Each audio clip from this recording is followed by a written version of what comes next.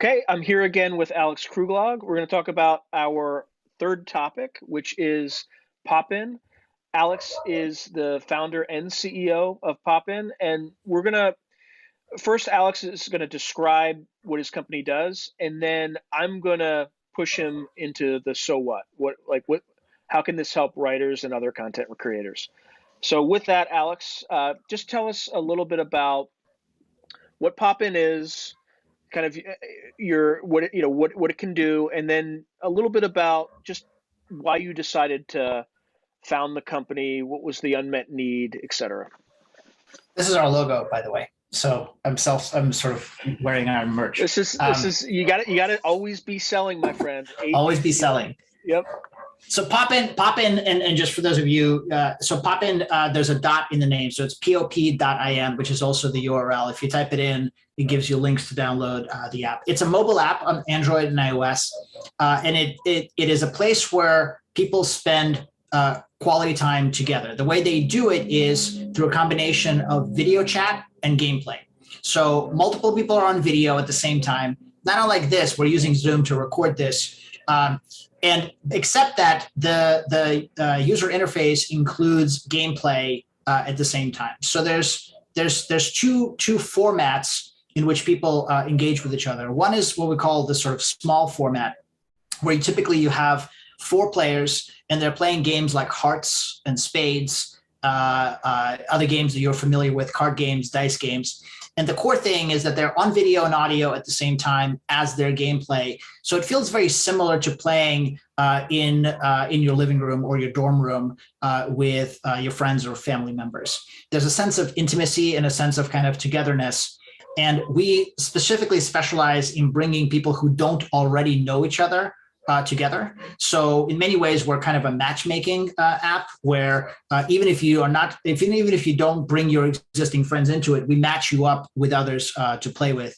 And over time, people tend to develop very strong friendships and relationships. Like we've seen people take vacations together, raise money for each other when they're sick, and so on. So that's one kind of category of a format, which is that essentially we provide you with a place to get together and the various tools, mostly games, but think of them as general icebreakers, which is how do people who don't already know each other pass the time. So Sean, if you and I did not know each other already, right, and we didn't have all these topics that were prepared, it would be awkward. It'd be weird, especially if you're introverted and you're not sort of the life of the party.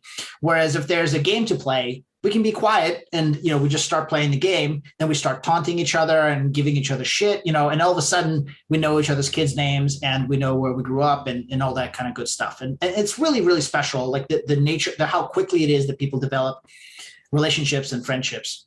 By the way, are you familiar with the Fast Friends exercise? I'm not familiar with the Fast Friends exercise. So it is based on a Harvard psychology research, and there's a certain number of questions. You could look it up after, the audience can look it up after, but there's like a short form and a long form. But there's certain things that you do in the way the questions are asked that by the end you have very close intimacy with the people that you go through this exercise. And it's just a series of questions. I ask you one thing, you ask me another thing, and then it works through. But I'll share it with you at the end. But well, it'd be cool because that's a good example. But that's not a game, right? But when we think of games, we think about it as a bigger term for things that you think of as games or as just like activities, things that you can do together.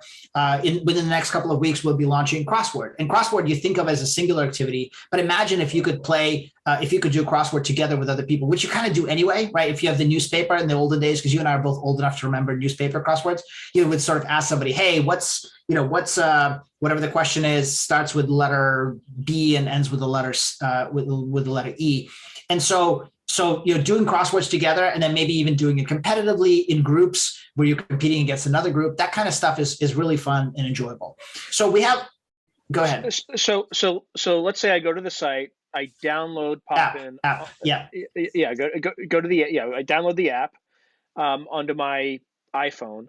Uh-huh. What's the next step? What happens? You sign up for an account, and then if you don't already know anybody there, the easiest thing to do is to sign up. Every day we have what we call events. And in events, these are matchmaking events. So basically, you play. A number of people get together at the same time. It's always in the evenings, U.S. time, and you literally go in, and there's a big button that says "Match Me Up." You press the button, and you immediately get dropped into a room with 3 other people, and you start playing a game, whatever the game is for that event. And we give away prizes at the end based on how well you're doing. So even if you've never played on the app and you don't know a single person, you can start playing in these matchmaking events and start earning prizes and participate immediately. And does you get to choose what the event is? So if there could be, you get to join whichever one you want to join and whichever one you're available for. So there is a big difference between what we do and what everybody else on the internet does, is in that we really lean into synchronicity, meaning real-time participation with real humans, as opposed to a place like Twitter or Facebook or Pinterest or Instagram, where you are kind of contributing asynchronously. You're leaving a message, you're leaving a picture, and then somebody else can comment on it or respond to it at a different time. And that's difficult for us because it means that we're requiring people to be available at the same time. The upside is that, we all know the kinds of comments you get on YouTube. We all know the kind of replies you get on Twitter. Whereas when people are together in the same time and they can see each other, plenty of them are, you still have the possibility of being a jerk, but there's an immediate social feedback because all of us are social animals to being a jerk. And so generally people tend to be much, much better behave. And our core focus, the thing that we're obsessed with, is what we call joyful togetherness, which is we want to bring people together, and whatever they might feel about each other, we want it to feel similarly to being in somebody's kitchen where you're sharing a coffee or a drink, and where you're kind of having the kind of bonding experience that we all have had, especially pre-COVID. We also have, just for your reference, just so I can be complete with it, we also have much larger format events. And the larger format events are games where everybody's playing. So let's say there's 500 people there. They're all playing the game, but a smaller subset of them are on video at the same time. And some of those are the same events and they have a play-along component, but we also have these formats that are designed for large format gameplay. So the biggest one for us is what we call Pop Quiz. Plays into our name, but it's basically a kind of a combination of an AMA, trivia, majority rules in one format, where we sometimes feature somewhat famous people as guests of honor, VIPs, and they answer a bunch of questions, and where people play together for kind of a bigger community get together, rather than just the matchmaking events where lots of people come, but they get segmented into these 4-person teams and they keep playing and alternating. Whereas in this case, there are people who get together in a more in a kind of what we call arena format, as opposed to smaller gatherings. Now, in terms of the "what's in it for me" category, as for the audience, which many of whom are authors, content creators, you mentioned an AMA format. So this morning, I was actually talking to some folks at my publisher, and they were talking about starting to do, at least systematizing AMAs on kind of a Reddit platform, which is standard for kind of a publishing business. Absolutely. If they were to kind of do something similar on Pop-In, how would it go? What would it look like? Well, it's funny because actually our biggest category of guests have been writers, people who've written novels and nonfiction books. And generally what ends up happening is that we have a host. So let's say I'm the host, just for the sake of argument. And next week, my guest is Gary Steingart. So Gary Steingart is a novelist who's written a number of comedic novels. And so I will be asking Gary a set of pre-written questions with multiple choice answers. Some of them will be trivia questions, which have a correct answer. Some of them will be majority rules questions, where I'm asking the audience to essentially pick, like, what's your favorite Gary Steingart book, right? You sort of list, his various novels that he's written.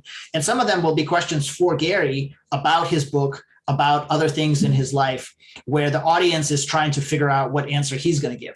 And then at any given time, in addition to myself and Gary, there's going to be 3 or 4 other people on video who get to talk to him and kind of get to engage with him and candidly get to take a selfie with him, right? If they're so big not fans. only do you have the interaction of a traditional AMA, but you're gamifying the interaction as well, where you're making and there's a prize. And so there's a prize also. Yeah. So there's a leaderboard of like who does, the faster you answer the question that's correct, the more points you get a bunch of points over time, and then people get a prize. Also, Gary will select the charity of his choice, and people can give in real time to the charity. So this week actually, we had Amanda Knox, who, if your audience isn't familiar with her, she is she was convicted of a crime she did not commit in Italy, and she is exonerated. And she was exonerated, and she has devoted a big chunk of her life to working with other incarcerated people, including, by the way, those who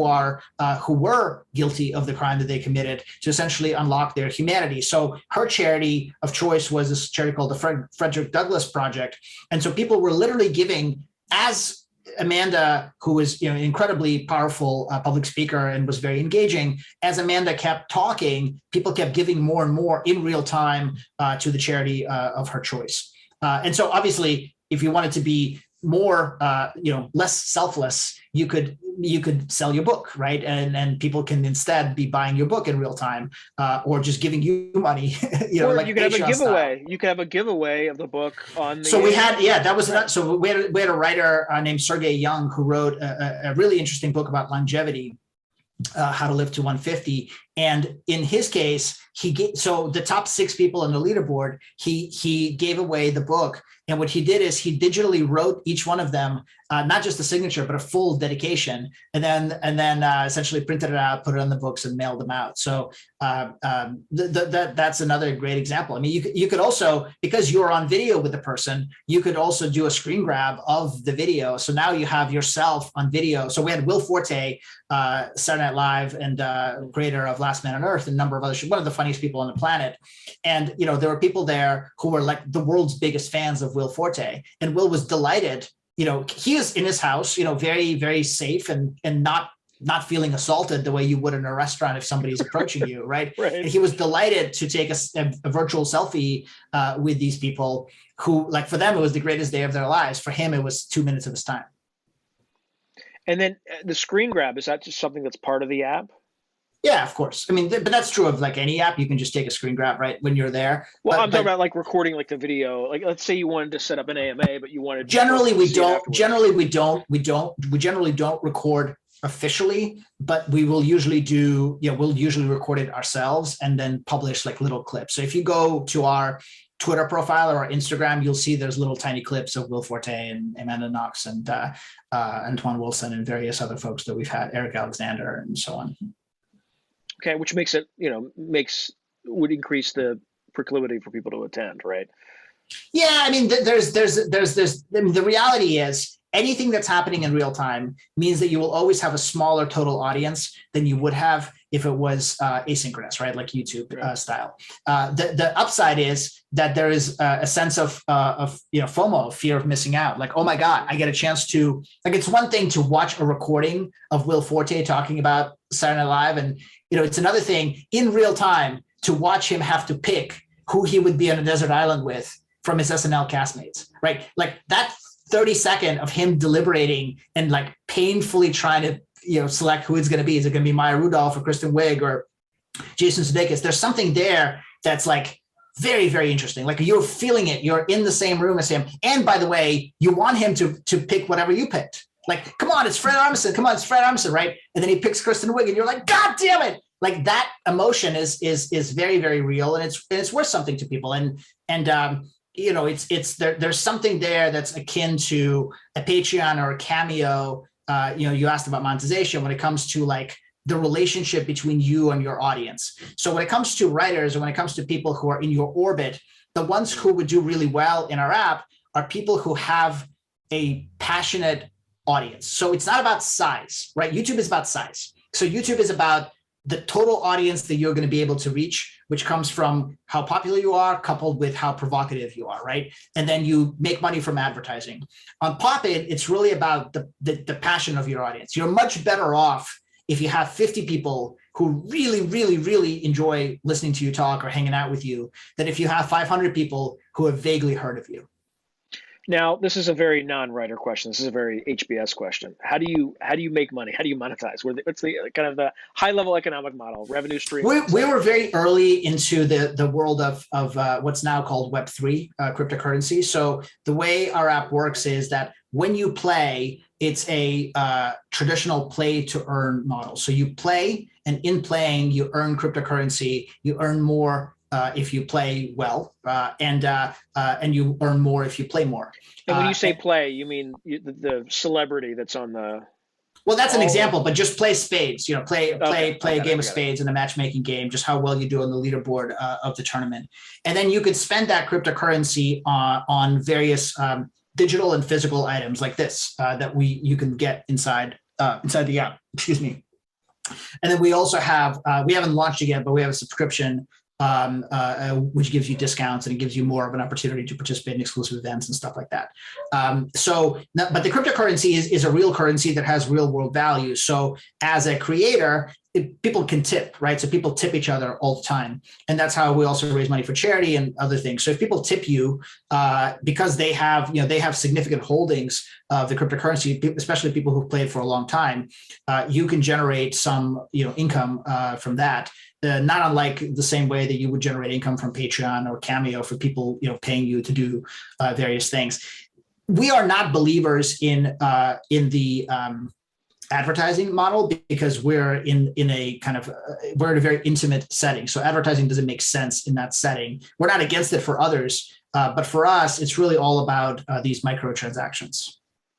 Okay, and then in terms of the content creators that get on, so they can be tipped on from some of the games that they set up and things like that.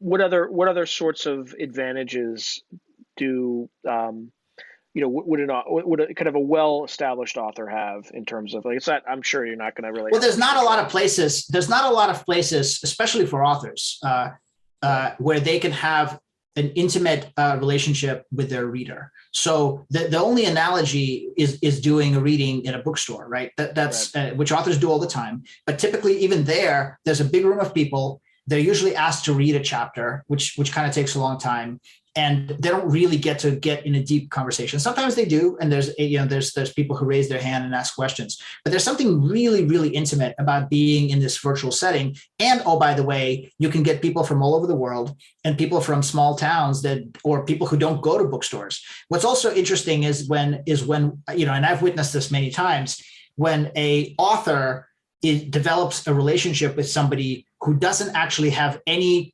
pre-established interest in their work because they're just there to play the game, right? And they enjoy the format. And so, I told you this story when you and I were talking offline, but I'll tell it here. We had a very very interesting, engaging feminist author who wrote a book which hadn't actually come out yet. It was just about to be released that week in hardcover. And, a woman who, a gay feminist author is not somebody where you would on paper pencil them as developing a deep bond with an older gentleman from Oklahoma wearing a tank top and drinking a beer, but they did. And that's just, the reality is, if you're big to Oklahoma, you know how nice people are, right? And how welcoming they are when you come to their home. But on paper, right, you wouldn't think that would be a relationship. And he ended up not just being super excited about her, he ended up buying 5 or 6 copies and giving away the books to friends of his. And that kind of stuff happens. Now, if you're an author who sells tens of thousands or whatever of your book, maybe you don't care about that kind of a relationship. But there's a sense of intimacy and a sense of feeling a connection that authors candidly don't get as much as people in the televised arts tend to get from their audiences, and that's very special. It's also, there seems to be also more of an opportunity for discovery, right? People who wouldn't traditionally buy those books might be So actually, if you talk through that a little bit, like, let's say you have an Well, you are a good example, Sean. So I want you to be on the app, and I want you to participate in some of these experiences. You are an interesting character, right? Because you are somebody who served in the military, and there's a significant community of people who served in the military.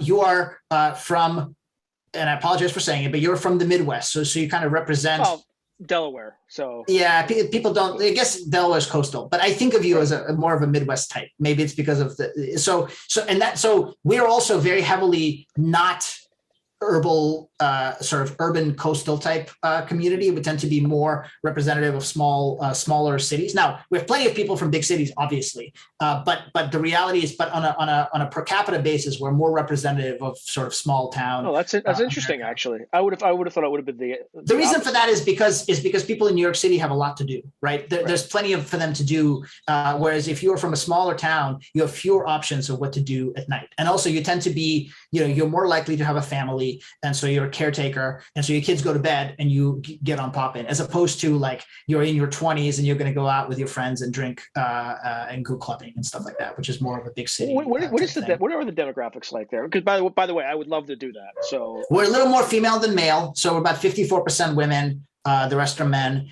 We're a little older than like a TikToks of the world. So we're probably like mostly somewhere in between college and sort of parents. So typical age demo is like 22 to 49.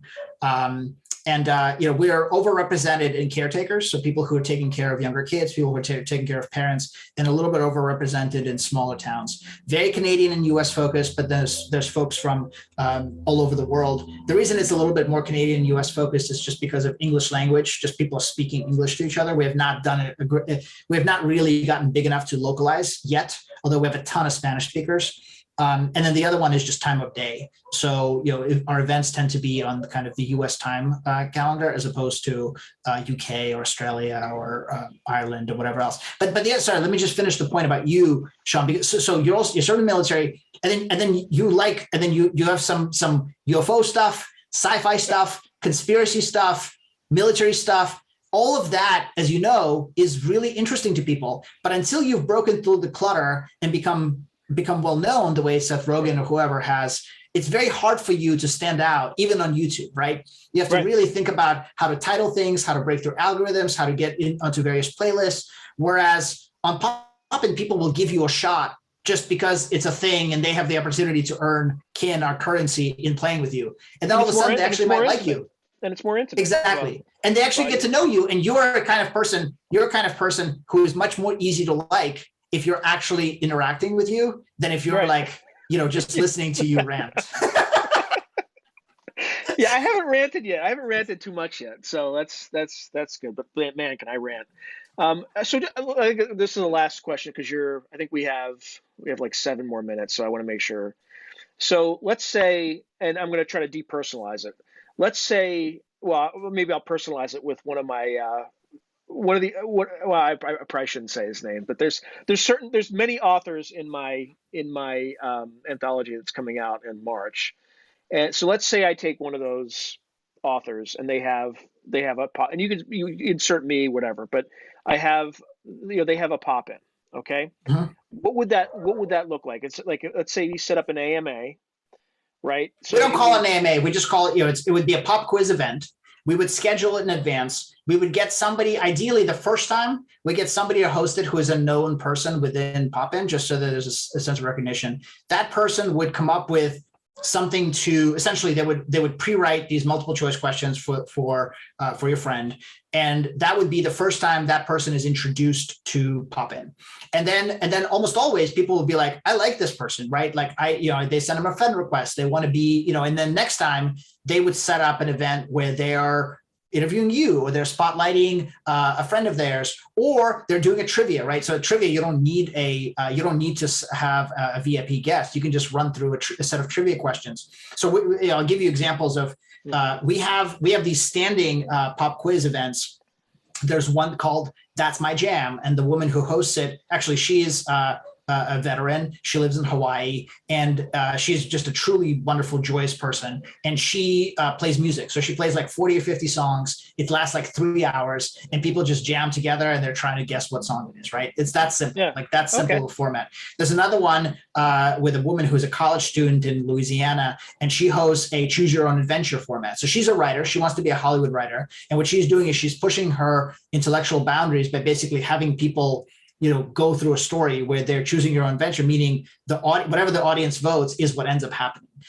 So that's another format. So I actually the first interview I did on my show was a author, Martin Shoemaker. He does exactly that. He does like a story show where he'll ask for things from the audience, and then he'll kind of do a story in real time. And then sometimes I think he writes it and then shoots it up onto Kindle and sells it. That's great. That's very cool. Well, you should have him check it out. On Tuesdays at 6 p.m. Pacific, this woman, Domey, she hosts it. So there's a bunch of those. There's somebody who does like dirty talk, it tends to be like late at night, like dirty language type stuff, dirty jokes. It's a 17 plus, like we're very, very careful about, because of video, we don't really let kids on. So, it's a fun place for grownups, and it's a place to engage. And I think that I don't think anybody should come to the app with like maximizing revenue in mind as their first and primary goal, because the only way that you can maximize revenue is if you actually deeply create engagement. So you got to do that first. Not unlike Patreon, like if you signed up for Patreon, you don't have an audience, you're going to generate $0 in revenue because you have to build an audience. The good news about our app is you build an audience within our app. You don't have to bring your existing audience from outside. Although if you have one, that obviously gives you a great advantage, right? So if you can show up plus get 100 of your biggest followers to join as well, that gives you a huge leg up versus others when it comes to attendance and stuff like that. Okay, well, I think the audience should stay tuned for this, because this is definitely an experiment that either I or one of the many authors who work at the same publishing company I do, or who are in the anthology, I think would be interested in learning how this works. Well, you know how to reach me. So and those who don't, be the guinea pig if you have me. But well, and those who don't know how to reach me, literally, if you just open the app. And download Popin, open it. We have a little question mark at the top, which is like our way of interacting with. And if you send a message, somebody will respond to you definitely within a day and kind of take it from there. All right, Alex, always a pleasure, and thank you for talking through 3 completely different topics, but they still kind of have my pleasure. A continuous thread between. But a pleasure, and I look forward to engaging with Popin, my friend. I look forward to it. Thanks. See you soon. Bye.